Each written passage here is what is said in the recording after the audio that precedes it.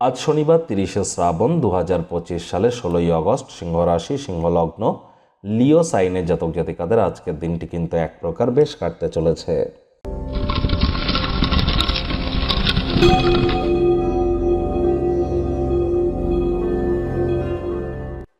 আজ শনিবার, আজও থাকছে জন্মাষ্টমীর তিথি। তাহলে অবশ্যই ভগবান শ্রীকৃষ্ণের নাম জপ ধ্যান আরাধনা অবশ্যই করুন। বর্তমানে কিন্তু শনি বক্রী আছেন নিজের নক্ষত্র উত্তর ভাদ্রপদ নক্ষত্রে, আর আজ শনিবার, জন্মাষ্টমীর প্রভাবও আছে। তাহলে যত কৃষ্ণের নাম জপ করবেন 7:30 থেকে কিছুটা হলেও আপনারা কিন্তু সৎ গতি উপলব্ধি করতে চলেছেন। তবে দেখুন, শনির প্রকৃতপক্ষে কোনো প্রতিকার কিন্তু হয় না। সঠিক প্রতিকারই হচ্ছে আমাদের সঠিক কর্ম করার প্রবণতা, কারণ তিনি তো কর্মফলদাতা।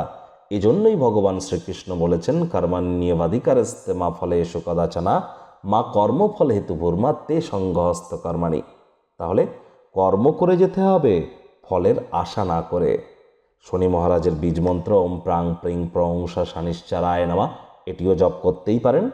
তবে ধর্মপ্রাণ হতে হবে, কর্মনিষ্ঠ হতে হবে, মাতৃভক্ত হতে হবে, হাইজিন মেনটেন করতে হবে, বাসি খাদ্য খাওয়া যাবে না, টাইম ম্যানেজমেন্টকে বা টাইম বাউন্ডিং হয়ে চলতে হবে।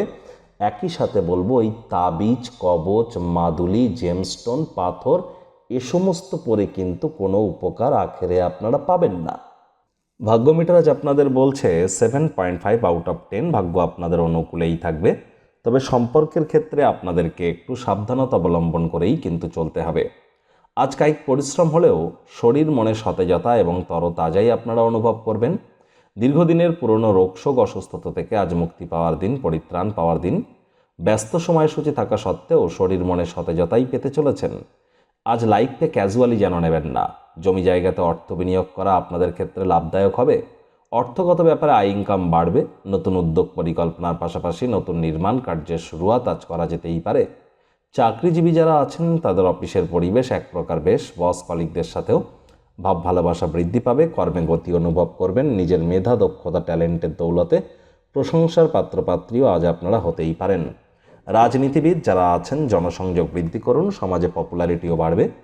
আজ অবসরকালীন সময়ে মন্দির, মসজিদ, গুরুদ্বারা ভ্রমণ করুন। আধ্যাত্মিক কর্তাকর্ত্রীদের সংস্পর্শে যান। ধর্মীয় ক্রিয়াকলাপে যুক্ত হন।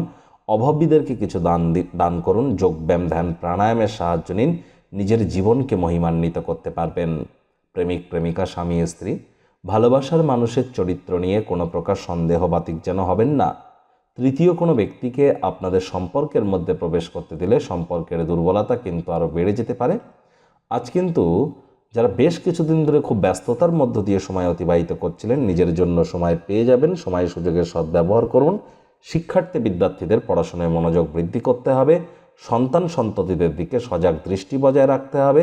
হাউসওয়াইফদের দিনের শুরুটা তাড়াতাড়ি করতে হবে। আজ পরিবার পরিজনদের উপর জোর করে নিজের মতামতকে জাহির যেন করবেন না।